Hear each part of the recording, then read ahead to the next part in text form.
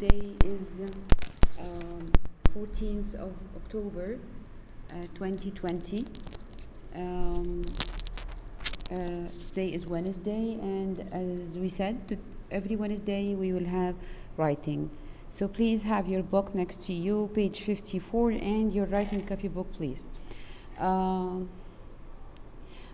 title today is we're still on the non-fiction narrative. We are now in the step 3.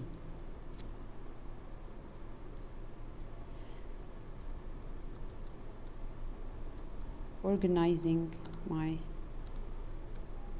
writing. If you go to your book, page 54, here he is going to describe the how to organize your narrative. To remind you, we have went through the 2 steps. The first step is planning, where we write our experience and write the events that we went through, whether they are 3, 4, or 5. It's up to you. And then we went through into step 2. We start to describe the we call it collecting or gathering the details, where we start to describe the people whom we met in each event and the places where we went to during this experience. Today we are going to organize this narrative. As he said, most narrative describes event in chronological order or in sequence in which they occurred, but this is not a must. We can change this order. They also center on a conflict or problem that is somehow resolved.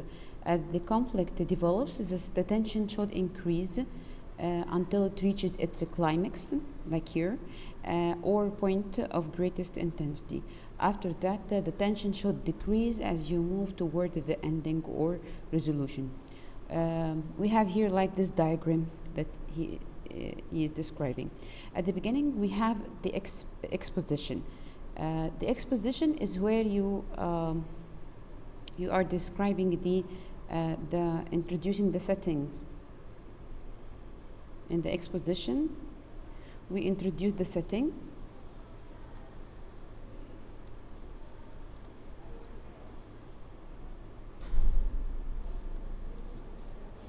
The setting and the character.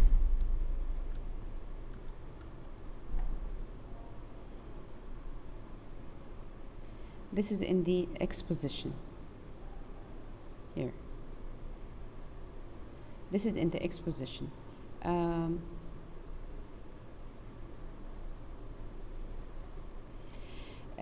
Every story or every narrative has a conflict or a problem that your story is going around it. Your turn is to divide this story into 2 parts.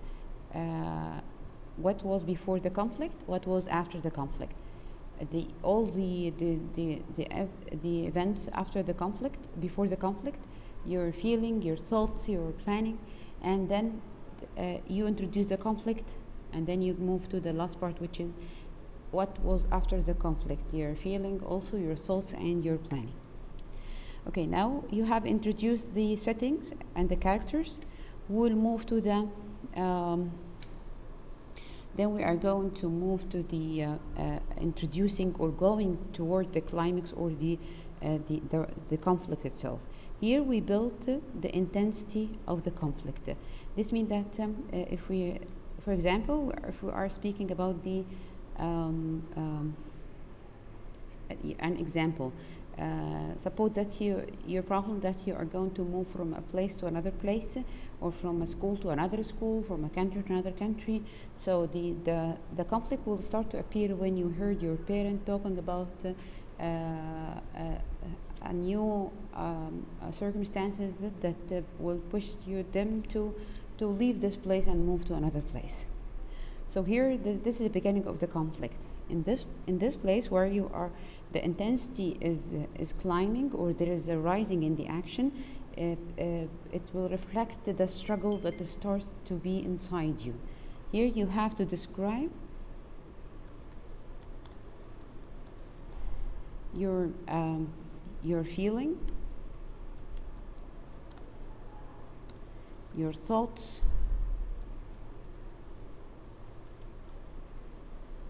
your plans, even those plans, even they were not done, even if you didn't do those plans. You know, we have gone through this experience. When you are in the middle of the struggle, there are like a lot of thoughts or plans come out your mind. Like when you say no, I won't go with them, I will stay in this place, I can't leave my friends, I can't leave my neighbors, I will stay here with my grannies, or I will stay here with my uncles or aunt. I will go to visit them every weekend or every month, or they can come and visit me every weekend, or I will come to visit my friends every week here in this place, even if it was far away. So a lot of plans come around in your mind, and even if they were not, if they didn't happen, but you have to describe them to show your reader how you were affected badly by this. Now the action is rising. We came to the conflict, or the climax itself, and here in the conflict, here you are now in the middle of the conflict itself. After all the struggle, now you are in the new place. You are obliged to do this. Now you have to describe this conflict. How was it? The new status that you are in. After in the second part, or the next part, you are going to do what? Adapt with the new status. When you adapt, this means that there will be a falling in the action, because adapting means that you are breaking the struggle that had started inside you. In this time, as long as you are adapting, this means that you are going to describe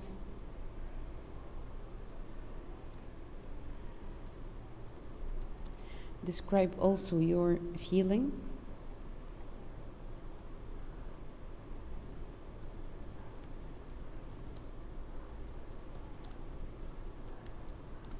your feelings, your thoughts, okay, everything that going around you. And then of course we'll go to the resolution. It's this where you will say, I'm okay now. This means that you have adapted and you have accepted the new status.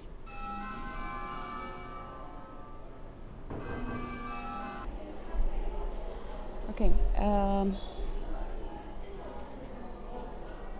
if we are just putting these things in sequence, we have more than one way. Let's say the first one.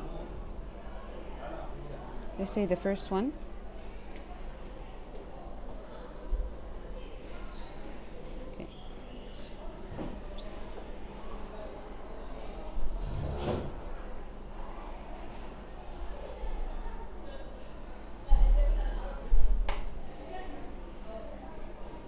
So we divide it into 3 ways. The first one,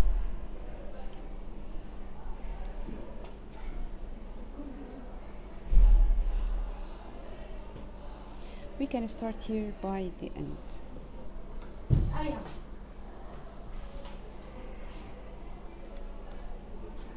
And then we'll go to the middle.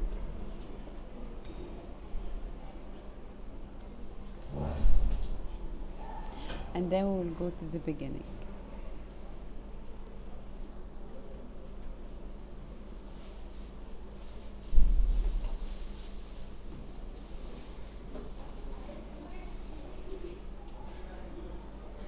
The end. We'll make like a flashback. Go to the beginning, and then we will have the middle. Here we will call this a flashback, where you go to remind your reader would think that happened at the beginning. We call this flashback.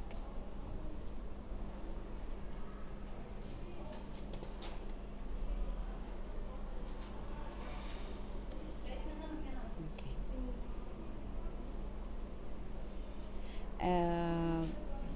Then we have a plan B.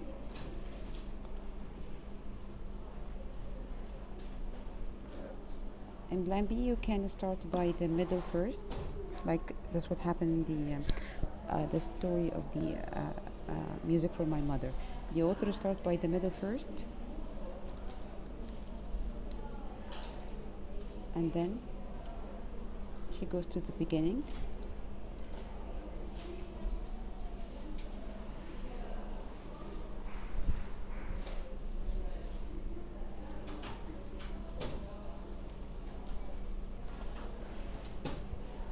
And then the end. Or the normal way of order. This is the third option, where you can start by the beginning first.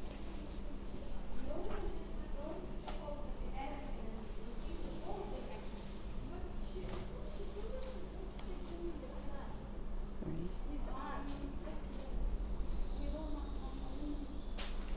Or the middle, and then you go to the end.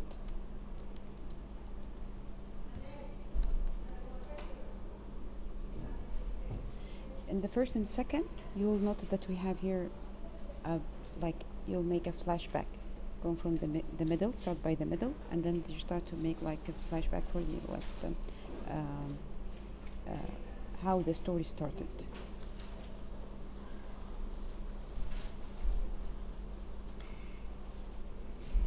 Here you have three ways to organize your narrative, whether to start by the end and then make a flashback where you go to the beginning, telling how the problem started, and move to the middle. And some people told me that the reader might forget about how the beginning happened, the end. Don't forget that we have at the end of each story you have the conclusion, where you are going to conclude all your story briefly in few lines, reminding your reader with how the problem started, how did you manage to end it. Conclusion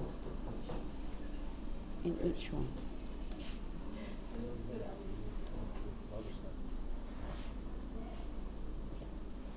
Okay. So as you sit here, you might jump back in time with flashback to add the memory that will give readers insight into the person thinking, or sometimes you can jump forward to in time and add a flash forward. Go to the next page. Here we are speaking about the exposition in the dialogue. Every narrative has elements need to be established, including the setting and the character that should be included in the beginning of the story or the introduction. And as you begin your narrative, think about showing the reader your story instead of just telling it. What's the difference between showing and telling the reader? Showing, that means that you are using descriptive techniques, where you are describing the things using descriptive words. While telling, you are just informing your reader with the information. We have two examples. In telling, those are two passages where the author is using in the first way the technique of telling only, and in the second one he is showing, telling the story and showing it. I was in the desert and it was morning.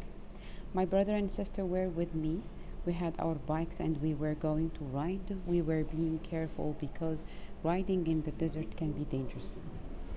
In using showing, the sun was just rising, throwing golden light over the miles of sand in front of us. My brother, Gio, checked our bikes one last time for any problems.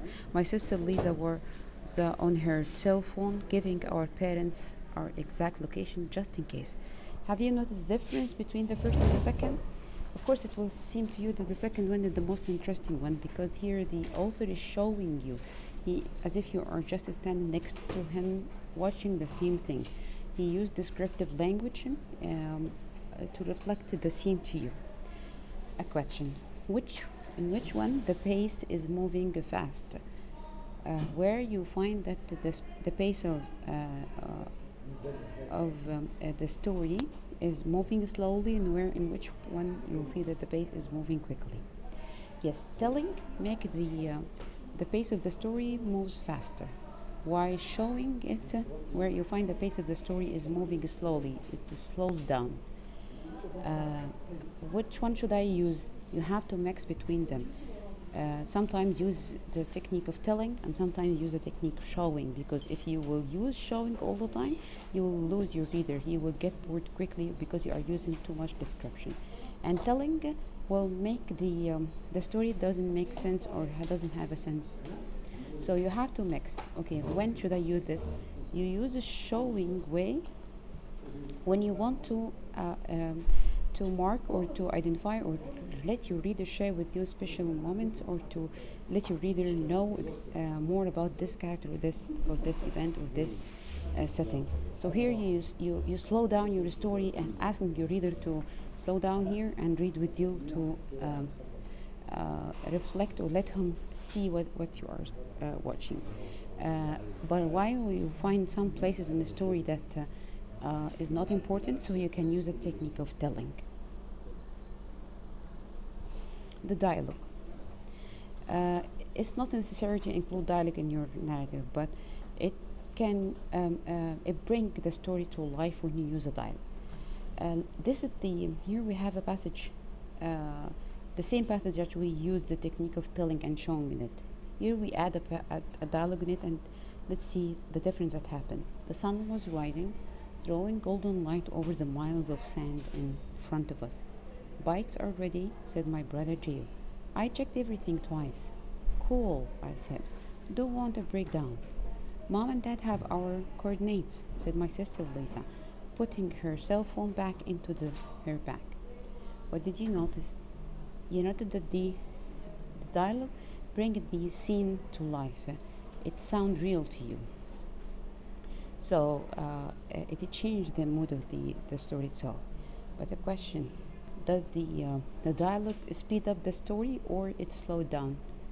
Yes, the dialogue speed up the story. When you add a dialogue, it speed the space of the story more than the just telling it.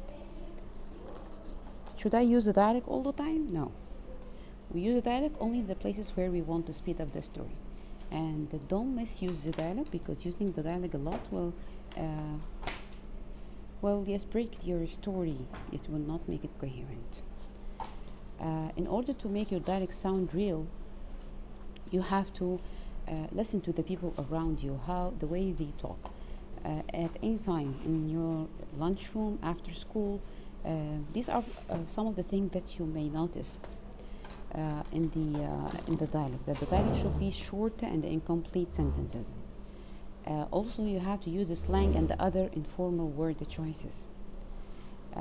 Let's look at these examples.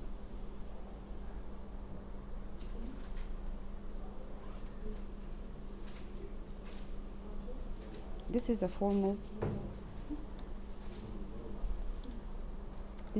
way.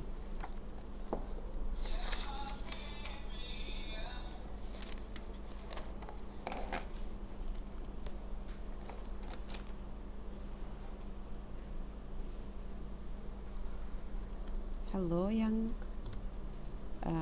boy. It's a pleasure to see you or to meet you. Fine. Look at the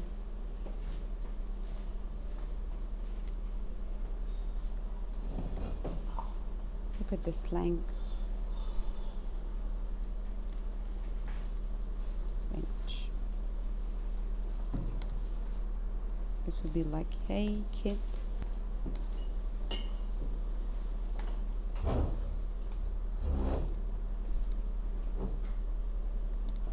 Yes, what's up?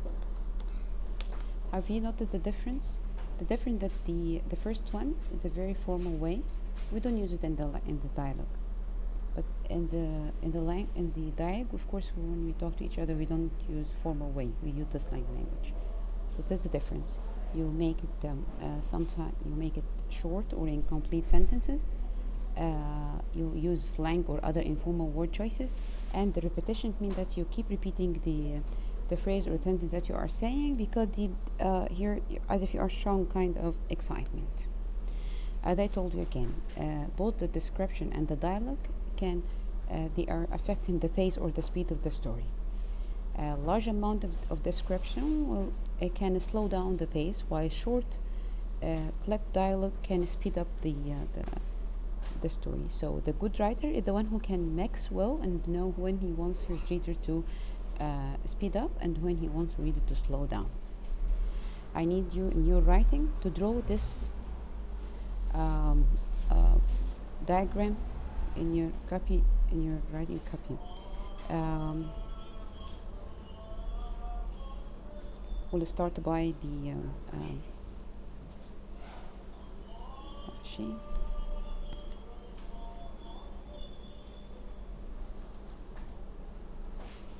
Okay. First, we will start by the exposition.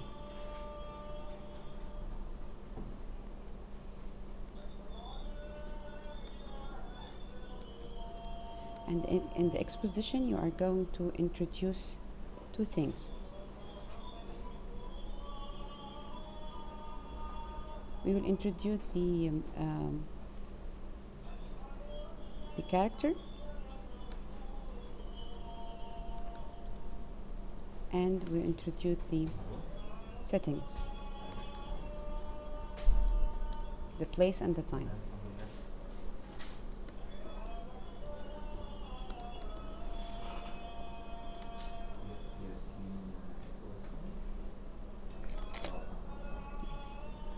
And then we'll go up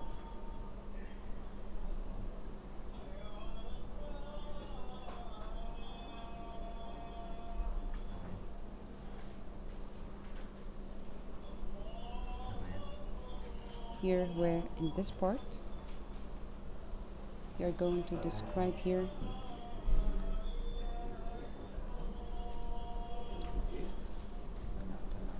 your feelings, your thoughts, and your plans before the conflict.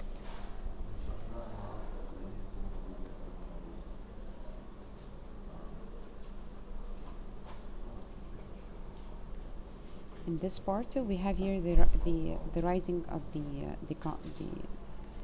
event. Then we reach the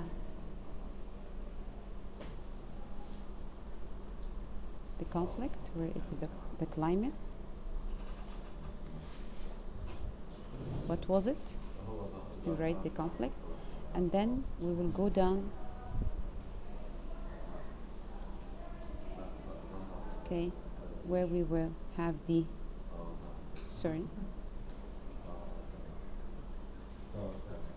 where we have the resolution. And in this part, where after the conflict, where you have started adapting with the situation, you are going to describe here again also your feeling after the conflict, your thoughts,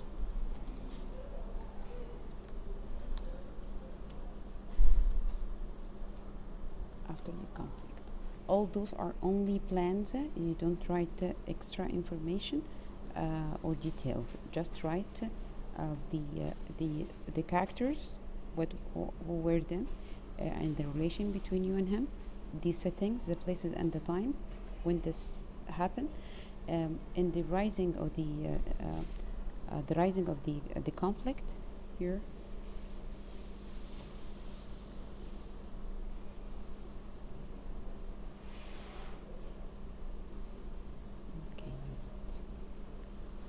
In the writing of the conflict, you are going to describe the challenge or the struggle that was inside you, your feeling, your thoughts, and your plans. You describe the conflict, what was it? Then you go to describe your feeling and your thought after the conflict, and how the resolution, what was the solution for this problem. This I need this only. Next time in the writing, we are going to gather all these plans that we have made and apply it in a real writing. Um, that's it for today. Thank you for listening, and stay alert for the coming session. Thank you and goodbye.